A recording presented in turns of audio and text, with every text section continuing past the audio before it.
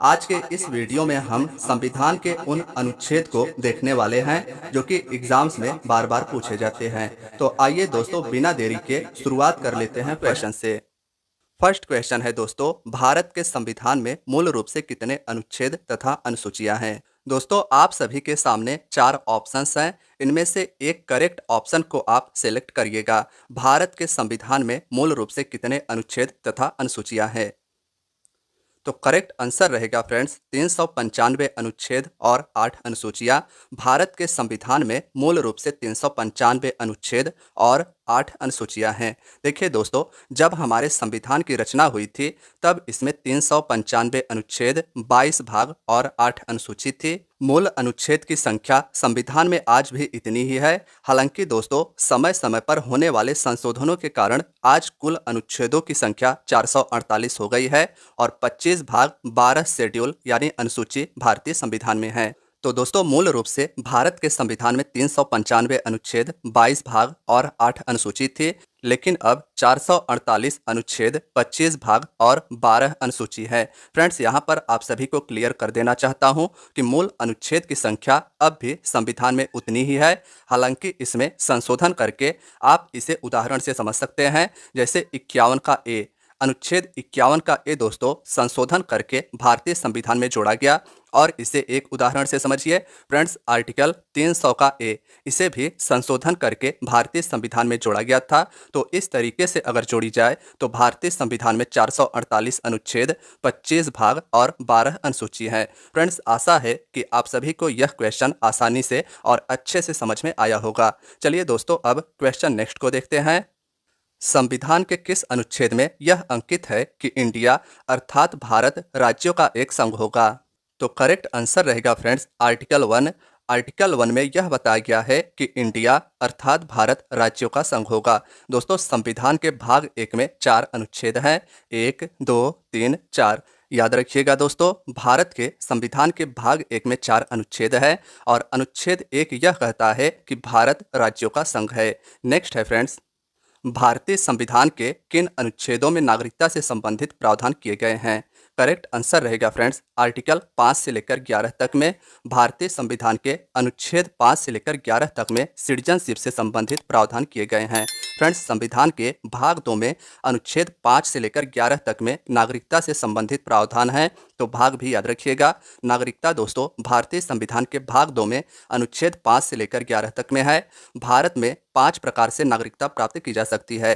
Friends, 3 तरीके हैं जिनके जरिए किसी व्यक्ति की भारतीय नागरिकता समाप्त हो सकती है। तो पूछा जाए कितने तरीके से भारत की नागरिकता प्राप्त की जा सकती है, तो 5 बताइएगा। और कितने तरीके से भारत की नागरिकता किसी व्यक्ति की जा सकती है, तो फ्रेंड्स 3 तरीके से। भारत का संविधान भारतीय नागरिकता और किसी विदेशी देश की नागरिकता एक साथ रखने की अनुमति नहीं देता है। यानी कि दोस्तों, भारत में इकहरी यानी एकल नागरिकता है, इसे भी आप ध्यान में रखिएगा। नेक्स्ट है फ्रेंड्स, किन अनुच्छेदों द्वारा भारतीय संविधान नागरिकों को मूल अधिकार यानी फंडामेंटल राइट्स प्रदान करता है। क्वेश्चन फ्रेंड्स काफ़ी ज़्यादा इंपॉर्टेंट है। किन अनुच्छेदों यानी आर्टिकल्स के द्वारा भारतीय संविधान भारत के नागरिकों को फंडामेंटल राइट्स प्रदान करता है। तो फ्रेंड्स, इनमें से राइट आंसर रहेगा ऑप्शन ए, अनुच्छेद 12 से लेकर 35 तक के द्वारा भारतीय संविधान भारत के नागरिकों को फंडामेंटल राइट्स प्रदान करता है। देखिए दोस्तों, संविधान के भाग 3 में अनुच्छेद 12 से लेकर 35 तक फंडामेंटल राइट्स यानी मूल अधिकार हैं। मूल अधिकार भारतीय संविधान के भाग 3 में है। फ्रेंड्स, मूल अधिकार को अमेरिका के संविधान से भारत के संविधान में ग्रहण किया गया है। भारत के नागरिकों को 6 मूल अधिकार यानी फंडामेंटल राइट्स प्राप्त हैं। यह भी इंपॉर्टेंट है, ध्यान में रखिएगा। नेक्स्ट है फ्रेंड्स, भारतीय संविधान में समानता का अधिकार 5 अनुच्छेदों द्वारा प्रदान किया गया है। ये कौन कौन से हैं? तो करेक्ट आंसर रहेगा फ्रेंड्स आर्टिकल 14 से लेकर 18 तक में 5 अनुच्छेद यानी 14, 15, 16, 17 और 18, ये 5 अनुच्छेद ऐसे हैं जो भारत के नागरिकों को समानता का अधिकार प्रदान करते हैं। ऑप्शन सी इसका याद रखिएगा। नेक्स्ट है दोस्तों, नौकरियों तथा शैक्षणिक संस्थाओं में समाज के कमजोर वर्ग के लिए आरक्षण उपलब्ध कराने के लिए केंद्र सरकार को संविधान का कौन सा अनुच्छेद अधिकार प्रदान करता है। क्वेश्चन काफ़ी ज़्यादा इंपॉर्टेंट है फ्रेंड्स यह भी। तो आर्टिकल 16 इसका राइट आंसर रहेगा। नौकरियों तथा शैक्षणिक संस्थानों में समाज के कमजोर वर्ग के लिए आरक्षण यानी रिजर्वेशन उपलब्ध कराने के लिए केंद्र सरकार को संविधान का अनुच्छेद 16 अधिकार प्रदान करता है। नेक्स्ट क्वेश्चन देखते हैं फ्रेंड्स। नेक्स्ट में है, भारत के संविधान का निम्न में से कौन सा अनुच्छेद अस्पृश्यता का उन्मूलन करता है? तो करेक्ट आंसर रहेगा आर्टिकल 17। दोस्तों, भारत के संविधान का आर्टिकल 17 अस्पृश्यता का उन्मूलन यानी छुआछूत का अंत करता है। इसे भी आप ध्यान में रखिएगा। नेक्स्ट है, संविधान के किस अनुच्छेद के प्रावधानों के अंतर्गत भारत सरकार के द्वारा भारत रत्न, पद्म विभूषण आदि अलंकरण प्रदान किए जाते हैं? करेक्ट आंसर इसका रहेगा फ्रेंड्स आर्टिकल 18। भारतीय संविधान के अनुच्छेद 18 के प्रावधानों के अनुसार दोस्तों भारत सरकार भारत रत्न, पद्म विभूषण आदि सम्मान से व्यक्तियों को सम्मानित करता है। फ्रेंड्स, इसी आर्टिकल में एक और इम्पॉर्टेंट पॉइंट है कि भारतीय संविधान का आर्टिकल 18 उपाधियों के अंत के बारे में भी बताता है, तो इसे भी आप ध्यान में रखिएगा। नेक्स्ट है, भारतीय संविधान के किस अनुच्छेद के अंतर्गत भाषण और अभिव्यक्ति की स्वतंत्रता के अधिकार की गारंटी दी गई है? फ्रेंड्स, बात करें इस क्वेश्चन के आंसर की तो करेक्ट आंसर रहेगा आर्टिकल 19। काफ़ी ज़्यादा यह भी आर्टिकल इंपॉर्टेंट है फ्रेंड्स। मौलिक अधिकार के आर्टिकल 19 के अंतर्गत भाषण और अभिव्यक्ति की स्वतंत्रता के अधिकार की गारंटी दी गई है। फ्रेंड्स, आप सभी को बताना चाहता हूं कि भाषण और अभिव्यक्ति का मतलब होता है कि अपने विचारों को व्यक्त करना। इसकी स्वतंत्रता दोस्तों आर्टिकल 19 में बताया गया है और इसी में प्रेस की स्वतंत्रता भी बताई गई है। नेक्स्ट है, मौलिक अधिकार के अंतर्गत कौन सा अनुच्छेद बच्चों के शोषण से संबंधित है? फ्रेंड्स, यह क्वेश्चन काफी ज्यादा महत्वपूर्ण रहेगा आपके आगे आने वाले एग्जाम के लिए। कौन सा अनुच्छेद बच्चों के शोषण का निषेध करता है? तो करेक्ट आंसर रहेगा आर्टिकल 24। दोस्तों, 14 वर्ष से कम आयु वाले किसी बच्चों को कारखाने यानी फैक्ट्री में, माइंस यानी खान या अन्य किसी जोखिम भरे काम पर नियुक्ति नहीं किया जा सकता। यह आर्टिकल 24 के अंतर्गत बताया गया है। नेक्स्ट है फ्रेंड्स, भारतीय संविधान के किस अनुच्छेद में अल्पसंख्यकों के हितों के संरक्षण की व्यवस्था की गई है? करेक्ट आंसर रहेगा आर्टिकल 29। दोस्तों, भारत के संविधान के आर्टिकल 29 में अल्पसंख्यकों के हितों के संरक्षण की व्यवस्था की गई है। फ्रेंड्स, हमारे देश में अल्पसंख्यक वर्ग में बौद्ध, पारसी, ईसाई, मुस्लिम आदि आते हैं और इनके हितों के संरक्षण की व्यवस्था आर्टिकल 29 में की गई है। केवल भाषा, जाति, धर्म, संस्कृति के आधार पर किसी भी अल्पसंख्यक को किसी भी सरकारी शैक्षणिक संस्थान में प्रवेश से नहीं रोका जाएगा। यह आर्टिकल 29 उपबंध करता है। नेक्स्ट है, कौन से अनुच्छेद के अंतर्गत भारत का सुप्रीम कोर्ट नागरिकों के मौलिक अधिकारों की रक्षा करता है?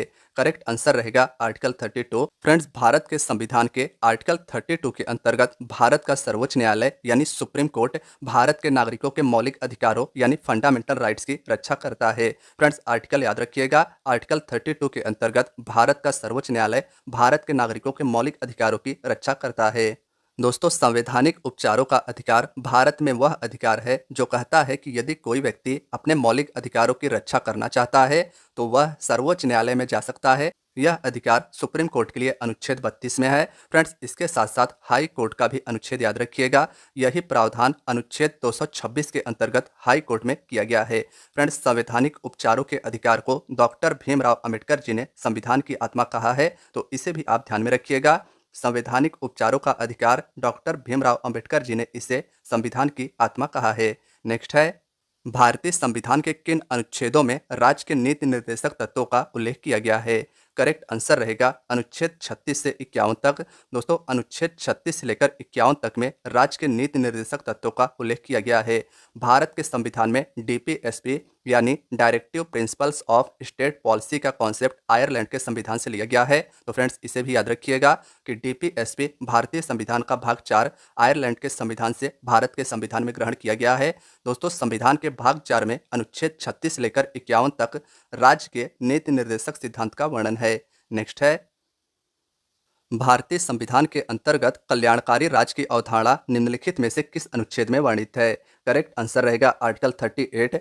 दोस्तों, आर्टिकल 38 के अंतर्गत डीपीएसपी में कल्याणकारी राज्य की अवधारणा वर्णित है। नेक्स्ट है, भारतीय संविधान का कौन सा अनुच्छेद राज्य सरकारों को ग्राम पंचायत के गठन का निर्देश देता है? तो करेक्ट आंसर रहेगा आर्टिकल 40। दोस्तों, भारतीय संविधान का आर्टिकल 40 राज्य सरकारों को यह निर्देश देता है कि वह ग्राम पंचायत का गठन करे। नेक्स्ट है, भारत के प्रत्येक नागरिक का यह कर्तव्य होगा कि वह प्राकृतिक पर्यावरण का संरक्षण करे और सुधार करे। यह कथन भारतीय संविधान के किस अनुच्छेद में संदर्भित है? फ्रेंड्स, बात करें इस क्वेश्चन के आंसर की तो आर्टिकल 48 ए इसका राइट आंसर रहेगा। फ्रेंड्स, डीपीएसपी में आर्टिकल 48 के ए के अंतर्गत भारत के नागरिकों का यह कर्तव्य होता है कि वे प्राकृतिक पर्यावरण का संरक्षण और सुधार करे। नेक्स्ट है, भारतीय संविधान का कौन सा अनुच्छेद भारत की विदेश नीति से संबंधित है? तो करेक्ट आंसर रहेगा फ्रेंड्स आर्टिकल 51। आर्टिकल 51 भारत की विदेश नीति या अंतर्राष्ट्रीय शांति और सुरक्षा को बढ़ावा देने से संबंधित है। नेक्स्ट है, भारतीय संविधान के किस अनुच्छेद में मौलिक कर्तव्यों की चर्चा की गई है? तो करेक्ट आंसर रहेगा अनुच्छेद 51 ए। दोस्तों, भारतीय संविधान के अनुच्छेद 51 के ए में मौलिक कर्तव्यों यानी फंडामेंटल ड्यूटीज की चर्चा की गई है। यह भी अनुच्छेद काफी ज्यादा इंपॉर्टेंट रहेगा। फ्रेंड्स, सरदार स्वर्ण सिंह समिति की सिफारिश पर 42वें संविधान संशोधन 1976 के द्वारा मौलिक कर्तव्य को भारत के संविधान में जोड़ा गया था। दोस्तों, आप सभी को क्लियर करना चाहता हूं कि मौलिक कर्तव्य भारत के मूल संविधान में नहीं था। इसे 42वें संविधान संशोधन 1976 के द्वारा सरदार स्वर्ण सिंह समिति की सिफारिश पर भारत के संविधान में जोड़ा गया। फ्रेंड्स, इसे रूस के संविधान से भारत के संविधान में ग्रहण किया गया है, जो भाग 4 ए में अनुच्छेद 51 के ए के तहत रखा गया है। और फ्रेंड्स, आप सभी को बताना चाहता हूँ कि मौलिक कर्तव्यों की संख्या वर्तमान में 11 है। नेक्स्ट है, संघ की कार्यपालिका शक्ति राष्ट्रपति में निहित होगी, जिसका प्रयोग वह स्वयं या अपने अधिकारियों के द्वारा करेगा। यह किस आर्टिकल में उल्लेखित है? तो करेक्ट आंसर रहेगा फ्रेंड्स आर्टिकल 53। संघ की कार्यपालिका शक्ति, दोस्तों कार्यपालिका का अर्थ होता है कि जो कानून को लागू करवाए, और भारत में संघ की कार्यपालिका शक्ति फ्रेंड्स राष्ट्रपति में निहित है, जिसका प्रयोग वह स्वयं या अपने अधिकारियों के द्वारा आर्टिकल 53 के अंतर्गत करता है। फ्रेंड्स, राष्ट्रपति की बात करें तो राष्ट्रपति भारत का प्रथम नागरिक कहलाता है। राष्ट्रपति होने के लिए न्यूनतम 35 वर्ष आयु होनी चाहिए। राष्ट्रपति को प्रति माह 5 लाख रुपए वेतन, अन्य भत्ते प्रदान किए जाते हैं। राष्ट्रपति पद के उम्मीदवार के लिए निर्वाचक मंडल में 50 सदस्य प्रस्तावक तथा 50 सदस्य अनुमोदक होते हैं। तो फ्रेंड्स, इसे भी आप याद रखिएगा, कई एग्जाम में यह पूछा जा चुका है। नेक्स्ट है, भारत के संविधान के किस अनुच्छेद के अंतर्गत भारत के राष्ट्रपति पर महाभियोग चलाया जा सकता है? तो करेक्ट आंसर रहेगा आर्टिकल 61। दोस्तों, भारतीय संविधान के आर्टिकल 61 के अंतर्गत भारत के राष्ट्रपति पर महाभियोग चलाया जा सकता है और इन्हें इनके पद से हटाया जा सकता है। फ्रेंड्स, याद रखिएगा, राष्ट्रपति द्वारा संविधान के प्रावधानों के उल्लंघन पर संसद के किसी सदन द्वारा उस पर महाभियोग लाया जा सकता है। महाभियोग से 14 दिन पहले राष्ट्रपति को लिखित सूचना देना अनिवार्य है, तो इसे भी याद रखिएगा।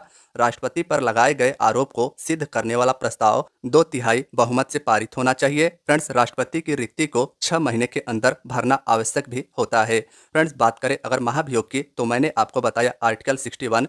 इसके साथ साथ फ्रेंड्स आर्टिकल 72 आप याद रखिएगा, यह भी राष्ट्रपति से संबंधित है और काफी ज्यादा इंपॉर्टेंट आर्टिकल है। फ्रेंड्स, आर्टिकल 72 के अंतर्गत भारत का राष्ट्रपति किसी दोषी व्यक्ति को क्षमादान कर सकता है। नेक्स्ट है, संविधान के किस अनुच्छेद में उपराष्ट्रपति पद का प्रावधान किया गया है? तो करेक्ट आंसर रहेगा आर्टिकल 63। दोस्तों, भारतीय संविधान के आर्टिकल 63 के अंतर्गत उपराष्ट्रपति यानी वाइस प्रेसिडेंट के पद का प्रावधान किया गया है। दोस्तों, संविधान में उपराष्ट्रपति से संबंधित प्रावधान अमेरिका के संविधान से भारत के संविधान में ग्रहण किया गया है। भारत का उपराष्ट्रपति राज्यसभा का पदेन सभापति होता है। फ्रेंड्स, यह आपको पता होगा। उपराष्ट्रपति निर्वाचित होने के लिए 35 वर्ष की आयु पूरी होनी आवश्यक है। राष्ट्रपति का पद खाली रहने पर उपराष्ट्रपति राष्ट्रपति की हैसियत से कार्य करता है।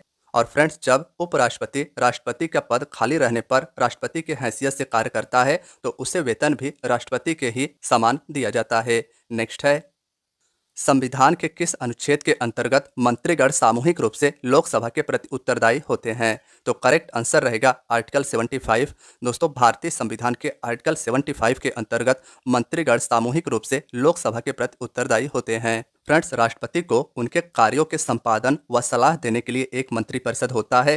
दोस्तों, प्रधानमंत्री और अन्य मंत्रियों को मिलाकर मंत्रिपरिषद बनता है और मंत्रिपरिषद या मंत्रिमंडल का अध्यक्ष प्रधानमंत्री होता है। प्रधानमंत्री के विरुद्ध अविश्वास प्रस्ताव पारित होने की स्थिति में पूरी सरकार को त्यागपत्र देना पड़ता है। मंत्रिपरिषद में मंत्रियों की कुल संख्या प्रधानमंत्री को शामिल करके लोकसभा के कुल सदस्यों का 15% से अधिक नहीं होना चाहिए। नेक्स्ट है, भारत के महान्यायवादी की नियुक्ति से संबंधित अनुच्छेद कौन सा है? तो करेक्ट आंसर रहेगा आर्टिकल 76। दोस्तों, महान्यायवादी से संबंधित अनुच्छेद भारतीय संविधान का आर्टिकल 76 है। महान्यायवादी भारत सरकार का कानून अधिकारी होता है, यानी विधि अधिकारी होता है। महान्यायवादी की नियुक्ति भारत का राष्ट्रपति करता है। महान्यायवादी बनने के लिए वही क्राइटेरिया होनी चाहिए जो सुप्रीम कोर्ट के न्यायाधीश बनने के लिए होती है। संविधान के किस अनुच्छेद के द्वारा संसद की संयुक्त बैठक का प्रावधान किया गया है? तो करेक्ट आंसर रहेगा आर्टिकल 108 यानी 108। दोस्तों, भारतीय संविधान के अनुच्छेद 108 के द्वारा संसद के ज्वाइंट सीटिंग का प्रावधान किया गया है। यदि किसी विधेयक को एक सदन द्वारा पारित कर दूसरे सदन को प्रेषित किया जाता है यानी भेजा जाता है, लेकिन विधेयक को दूसरे सदन द्वारा खारिज कर दिया जाता है, तो संसद के संयुक्त अधिवेशन को बुलाया जाता है। फ्रेंड्स, संसद की संयुक्त बैठक राष्ट्रपति द्वारा आहूत की जाती है यानी बुलाई जाती है, लेकिन संयुक्त बैठक की अध्यक्षता लोकसभा अध्यक्ष करता है। इसे भी आप ध्यान में रखिएगा, दोनों क्वेश्चंस काफी ज्यादा इंपॉर्टेंट रहेंगे। नेक्स्ट है, संविधान के किस अनुच्छेद में धन विधेयक की परिभाषा दी गई है? तो करेक्ट आंसर रहेगा आर्टिकल 110। भारतीय संविधान के अनुच्छेद 110 में धन विधेयक की परिभाषा दी गई है। फ्रेंड्स, एक विधेयक को धन विधेयक तब कहा जाता है यदि उसमें कराधान यानी टैक्स, सरकार द्वारा पैसा उधार लेना यानी बोरो, भारत के संचित निधि में व्यय या प्राप्ति हो तो उसे धन विधेयक कहते हैं। धन विधेयक केवल लोकसभा में प्रस्तुत किया जा सकता है, इसे भी आप नोट कीजिएगा। दोस्तों, राज्यसभा लोकसभा द्वारा पारित धन विधेयक में संशोधन कर उसे वापस नहीं भेज सकती। तो धन विधेयक फ्रेंड्स याद रखिएगा आर्टिकल 110 में है। फ्रेंड्स, इसके साथ साथ आर्टिकल 112 यह भी काफी ज्यादा इंपॉर्टेंट है। दोस्तों, वार्षिक वित्तीय विवरण यानी कि एक वर्ष का बजट भारतीय संविधान के अनुच्छेद 112 में है। दोस्तों, वार्षिक वित्तीय विवरण यानी बजट 1 अप्रैल से लेकर 31 मार्च तक का होता है और यह आर्टिकल 112 में भारतीय संविधान में बताया गया है। नेक्स्ट है, भारतीय संविधान का निम्न में से कौन सा अनुच्छेद भारत के राष्ट्रपति को अध्यादेश जारी करने की शक्ति प्रदान करता है? तो करेक्ट आंसर रहेगा अनुच्छेद 123। भारतीय संविधान का अनुच्छेद 123 भारत के राष्ट्रपति को, याद रखिएगा, भारत के राष्ट्रपति के द्वारा अध्यादेश जारी की जा सकती है। और फ्रेंड्स, यह आर्टिकल 123 में बताया गया है। राष्ट्रपति द्वारा सरकार के कहने पर भारतीय संविधान के अनुच्छेद 123 के अंतर्गत अध्यादेश जारी किया जा सकता है जब दोनों सदनों में से कोई भी सत्र में ना हो। अध्यादेश की अवधि 6 सप्ताह की होती है। संविधान के किस अनुच्छेद में सर्वोच्च न्यायालय के गठन संबंधित प्रावधान है? तो करेक्ट आंसर रहेगा अनुच्छेद 124। दोस्तों, भारतीय संविधान के आर्टिकल 124 में सर्वोच्च न्यायालय यानी सुप्रीम कोर्ट के गठन संबंधित प्रावधान है। भारत का सर्वोच्च न्यायालय देश का सर्वोच्च न्यायिक न्यायालय है। सर्वोच्च न्यायालय में एक मुख्य न्यायाधीश तथा 33 अन्य न्यायाधीश होते हैं, यानी कि सुप्रीम कोर्ट में टोटल जस्टिस की संख्या 34 एक मुख्य न्यायाधीश सहित होता है। फ्रेंड्स, सर्वोच्च न्यायालय के समस्त न्यायाधीशों की नियुक्ति भारत का राष्ट्रपति करता है। तो अगर आपसे यह पूछ लिया जाए कि बताइए सुप्रीम कोर्ट के न्यायाधीश की नियुक्ति कौन करता है, तो राष्ट्रपति के द्वारा दोस्तों सुप्रीम कोर्ट के न्यायाधीश की नियुक्ति की जाती है। नेक्स्ट है, राष्ट्रपति सर्वोच्च न्यायालय से संविधान के किस अनुच्छेद के अंतर्गत परामर्श ले सकता है? तो करेक्ट आंसर रहेगा अनुच्छेद 143। फ्रेंड्स, राष्ट्रपति याद रखिएगा सुप्रीम कोर्ट से संविधान के आर्टिकल 143 के अंतर्गत परामर्श ले सकता है। और फ्रेंड्स, यहाँ पर क्राइटेरिया यह रहेगा कि राष्ट्रपति जो सुप्रीम कोर्ट से परामर्श लेगा वह मानने के लिए बाध्यकारी नहीं रहेगा। नेक्स्ट है, भारतीय संविधान के किस अनुच्छेद के अंतर्गत नियंत्रक और महालेखा परीक्षक की नियुक्ति होती है? तो करेक्ट आंसर रहेगा आर्टिकल 148। दोस्तों, भारतीय संविधान के आर्टिकल 148 के अंतर्गत नियंत्रक और महालेखा परीक्षक यानी कैग की नियुक्ति की जाती है। फ्रेंड्स, आप सभी को बताना चाहता हूं कि कैग यानी नियंत्रक और महालेखा परीक्षक भारत सरकार का अंकेक्षक यानी ऑडिटर होता है। नेक्स्ट है, मूल संविधान के किस अनुच्छेद में यह उल्लिखित है कि प्रत्येक राज्य के लिए एक राज्यपाल होगा? तो करेक्ट आंसर रहेगा अनुच्छेद 153। दोस्तों, भारतीय संविधान के अनुच्छेद 153 में यह उल्लिखित है कि प्रत्येक राज्य के लिए एक राज्यपाल होगा जो उस राज्य का सर्वोच्च कार्यकारी अधिकारी होगा। संविधान के भाग 6 में दोस्तों राज्य में शासन के लिए प्रावधान किए गए हैं, तो इसे आप याद रखिएगा कि राज्य भारतीय संविधान के भाग 6 में है। राज्य हो या राज्यपाल, मुख्यमंत्री, फ्रेंड्स ये सभी भारतीय संविधान के भाग 6 में है। आर्टिकल्स भी आप याद रखिएगा। फ्रेंड्स, भाग 6 आर्टिकल 152 से लेकर 237 तक है। राज्य की कार्यपालिका का प्रमुख दोस्तों राज्यपाल होता है, जो राज्य के कानून को कार्यान्वित यानी इम्प्लीमेंट करती है और उसे लागू करती है, उसे कार्यपालिका कहते हैं। परंतु वास्तविक शक्ति मुख्यमंत्री के नेतृत्व में मंत्रिपरिषद में निहित होती है। नेक्स्ट है, किसी राज्य में विधान परिषद की स्थापना और समाप्ति का प्रावधान किस अनुच्छेद में है? तो करेक्ट आंसर रहेगा आर्टिकल 169। दोस्तों, किसी भी राज्य में विधान परिषद की स्थापना और समाप्ति का प्रावधान आर्टिकल 169 में है। विधान परिषद राज्य विधानमंडल का उच्च सदन होता है। फ्रेंड्स, इसे आप याद रखिएगा कि विधान परिषद में उच्च सदन विधानमंडल होता है, जबकि विधानसभा निम्न सदन कहा जाता है। वर्तमान में 6 राज्यों में विधान परिषद हैं: उत्तर प्रदेश, कर्नाटक, महाराष्ट्र, बिहार, आंध्र प्रदेश और तेलंगाना। फ्रेंड्स, आप सभी को बताना चाहता हूं कि ये जो 6 राज्य हैं इनमें विधान परिषद है, और विधान परिषद की सबसे अधिक सीट उत्तर प्रदेश में है, जिनकी संख्या फ्रेंड्स 100 है। तो इसे भी आप याद रखिएगा कि 6 राज्यों में विधान परिषद है, उनमें से एक है उत्तर प्रदेश, जहां पर विधान परिषद की सबसे अधिक सीटें 100 है। फ्रेंड्स, आगे बात करें तो विधान परिषद का सदस्य बनने के लिए न्यूनतम आयु 30 वर्ष होनी चाहिए। इसके साथ साथ विधानसभा का सदस्य बनने के लिए 25 वर्ष उम्र होती है। इसके साथ साथ दोस्तों, विधान परिषद के प्रत्येक सदस्य का कार्यकाल 6 वर्ष का होता है, जबकि विधानसभा के प्रत्येक सदस्य का कार्यकाल 5 वर्ष का होता है। नेक्स्ट है, राज्य द्वारा प्रार्थना करने पर भारत की संसद उन राज्यों के लिए किस अनुच्छेद के अंतर्गत कानून बना सकती है? तो करेक्ट आंसर रहेगा आर्टिकल 252। दोस्तों, अनुच्छेद 252 के अनुसार 2 या 2 से अधिक राज्य की विधानमंडल अगर एक संकल्प पारित करती है और संसद से अनुरोध करती है, तो संसद उन राज्यों के लिए आर्टिकल 252 के अंतर्गत कानून बना सकती है। नेक्स्ट है, अंतर्राज्यीय परिषद के गठन का प्रावधान संविधान के किस अनुच्छेद में है? करेक्ट आंसर रहेगा आर्टिकल 263। दोस्तों, अंतर्राज्यीय परिषद का गठन भारत का राष्ट्रपति करता है, लेकिन अंतर्राज्यीय परिषद का अध्यक्ष भारत का प्रधानमंत्री होता है। फ्रेंड्स, अंतर्राज्यीय परिषद की बात करें तो यह संघ यानी केंद्र सरकार और राज्य के बीच में कोऑर्डिनेट यानी चर्चा के लिए होती है। और फ्रेंड्स, आर्टिकल 263 के अंतर्गत भारत का राष्ट्रपति अंतर्राज्यीय परिषद का गठन करता है। नेक्स्ट है, भारतीय संविधान के किस अनुच्छेद के अंतर्गत वित्त आयोग के गठन का प्रावधान है? तो करेक्ट आंसर रहेगा फ्रेंड्स आर्टिकल 280। भारतीय संविधान के अनुच्छेद 280 के अनुसार वित्त आयोग के गठन का प्रावधान है। और दोस्तों, आप सभी को बताना चाहता हूं कि वित्त आयोग का गठन भारत का राष्ट्रपति करता है। फ्रेंड्स, वित्त आयोग के कार्य की बात करें तो दोस्तों, वित्त आयोग के द्वारा संघ और राज्यों के बीच में टैक्स का आवंटन किया जाता है, यानी कि बंटवारा किया जाता है। नेक्स्ट है, कौन सा आर्टिकल पंचायतों में सीटों के आरक्षण से संबंधित है? तो करेक्ट आंसर रहेगा अनुच्छेद 243 डी। दोस्तों, भारतीय संविधान का आर्टिकल 243 का डी याद रखिएगा, पंचायतों में सीटों के आरक्षण यानी रिजर्वेशन से संबंधित है। फ्रेंड्स, 73वां संविधान संशोधन पंचायती राज से संबंधित है, जो 1993 में किया गया था। फ्रेंड्स, इस संशोधन के द्वारा पंचायतों को संवैधानिक दर्जा दिया गया था। पंचायती राज के बारे में संविधान के भाग 9 के अनुच्छेद 243 में कुल 16 अनुच्छेद हैं, तो भाग भी याद रखिएगा। फ्रेंड्स, पंचायती राज से संबंधित भाग 9 है और अनुच्छेद 243 में कुल 16 अनुच्छेद पंचायती राज से संबंधित है। भारत में पंचायती राज का शुभारंभ दोस्तों 2 अक्टूबर 1959 को राजस्थान के नागौर जिले से हुआ था, तो यह स्थान भी आप ध्यान में रखिएगा। नेक्स्ट है, संपत्ति का अधिकार संवैधानिक अधिकार है, यह किस आर्टिकल में बताया गया है? तो करेक्ट आंसर रहेगा अनुच्छेद 300 का। दोस्तों, संपत्ति का अधिकार एक संवैधानिक यानी कानूनी अधिकार है, यह आर्टिकल 300 के क में बताया गया है। देखिए दोस्तों, संपत्ति का अधिकार भारतीय संविधान के भाग 12 में है। वित्त हो या संपत्ति हो, संविदा हो या मुकदमे, ये सभी दोस्तों भारतीय संविधान के भाग 12 में है। और अनुच्छेद की बात करें तो अनुच्छेद 264 से लेकर 300 के ए तक भारतीय संविधान का भाग 12 है। नेक्स्ट है, भारतीय संविधान के किस अनुच्छेद के अंतर्गत नई अखिल भारतीय सेवा के स्थापना का प्रावधान किया गया है? फ्रेंड्स, अनुच्छेद 312 के द्वारा राज्यसभा अखिल भारतीय सिविल सेवाओं की संख्या बढ़ा सकता है व घटा सकता है।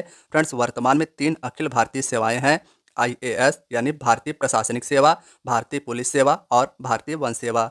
नेक्स्ट है, भारतीय संविधान के किस अनुच्छेद में निर्वाचन आयोग के लिए प्रावधान किया गया है? तो करेक्ट आंसर रहेगा अनुच्छेद 324। दोस्तों, भारतीय संविधान के अनुच्छेद 324 में निर्वाचन आयोग या चुनाव आयोग से संबंधित प्रावधान है। चुनाव आयोग से संबंधित भाग 15 है, जो अनुच्छेद 324 से लेकर 329 तक में है। फ्रेंड्स, मुख्य निर्वाचन आयुक्त या मुख्य चुनाव आयुक्त की नियुक्ति भारत के राष्ट्रपति के द्वारा की जाती है, तो इसे भी आप ध्यान में रखिएगा। नेक्स्ट है, कौन सा अनुच्छेद लोकसभा में अनुसूचित जातियों और अनुसूचित जनजातियों के लिए सीटों के रिजर्वेशन से संबंधित है? फ्रेंड्स, यह भी आर्टिकल काफ़ी ज़्यादा इंपॉर्टेंट है। करेक्ट आंसर रहेगा आर्टिकल 330। लोकसभा में अनुसूचित जाति यानी एससी और अनुसूचित जनजाति यानी एसटी के लिए सीटों का आरक्षण अनुच्छेद 330 में है, इसे आप ध्यान में रखिएगा। नेक्स्ट है, संविधान के किस अनुच्छेद के अंतर्गत हिंदी को राजभाषा का दर्जा प्रदान किया गया है?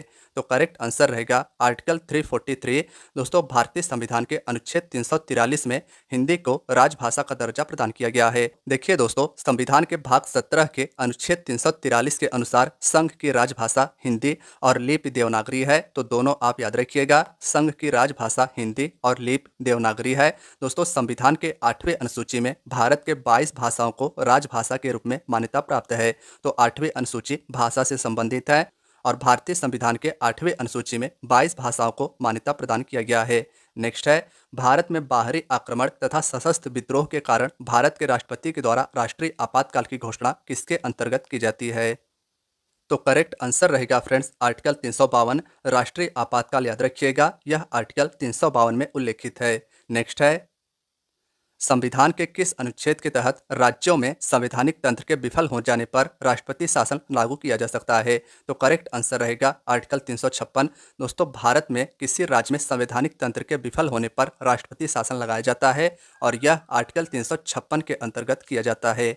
नेक्स्ट है, संविधान के किस अनुच्छेद के आधार पर वित्तीय आपातकाल की उद्घोषणा राष्ट्रपति करता है? तो करेक्ट आंसर रहेगा अनुच्छेद 360। दोस्तों, भारतीय संविधान के अनुच्छेद 360 के आधार पर वित्तीय आपातकाल की उद्घोषणा भारत के राष्ट्रपति के द्वारा की जाती है।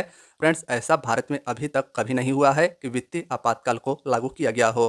फ्रेंड्स, आप सभी को 3 अनुच्छेद काफ़ी ज़्यादा इंपॉर्टेंट हैं जो इमरजेंसी से संबंधित है। तीनों याद रखिएगा, आर्टिकल 352, आर्टिकल 356 और आर्टिकल 360। आर्टिकल 352 दोस्तों राष्ट्रीय आपातकाल को बताता है, आर्टिकल 356 राष्ट्रपति शासन को बताता है और वित्तीय आपातकाल को अनुच्छेद 360 बताता है। नेक्स्ट है, संसद को संविधान संशोधन का अधिकार दिया गया है किस अनुच्छेद के अंतर्गत? तो करेक्ट आंसर रहेगा अनुच्छेद 368 में। दोस्तों, संसद के द्वारा भारतीय संविधान में संशोधन किया जा सकता है और यह आर्टिकल 368 में बताया गया है। दोस्तों, संविधान के भाग 18 में अनुच्छेद 368 के अंतर्गत संविधान संशोधन का प्रावधान है। तो भाग भी याद रखिएगा, संशोधन भाग 18 में है। आर्टिकल 368 में संशोधन की 3 विधियां हैं। कौन कौन सी है? तो साधारण विधि द्वारा संशोधन, विशेष बहुमत द्वारा संशोधन, संसद के विशेष बहुमत तथा राज्य विधानमंडलों की स्वीकृति से संशोधन। तो फ्रेंड्स, संशोधन के बारे में आप सभी इतना याद रखिएगा। इसके साथ साथ दोस्तों यह भी याद रखिएगा कि संविधान का भाग 18 जो है यानी कि संविधान संशोधन है, वह भारतीय संविधान में साउथ अफ्रीका के संविधान से ग्रहण किया गया है। यह भी दोस्तों काफ़ी ज़्यादा इंपॉर्टेंट है। संविधान संशोधन आर्टिकल 368 को साउथ अफ्रीका के संविधान से भारत के संविधान में ग्रहण किया गया है। तो फ्रेंड्स, आज की आपकी क्लास यहीं तक थी। क्लास आपको कैसी लगी हमें कमेंट बॉक्स में ज़रूर बताइएगा। फ्रेंड्स, अगर वीडियो पसंद आई हो तो वीडियो को लाइक अवश्य कीजिएगा। चैनल पर नए हैं तो चैनल को सब्सक्राइब भी कर लीजिएगा और अपने दोस्तों यारों मित्रों के साथ भी इस वीडियो को शेयर करना ना भूलिएगा। तो मिलते हैं फ्रेंड्स नेक्स्ट वीडियो में। अपना ख्याल रखिएगा और तैयारी को जारी रखिएगा।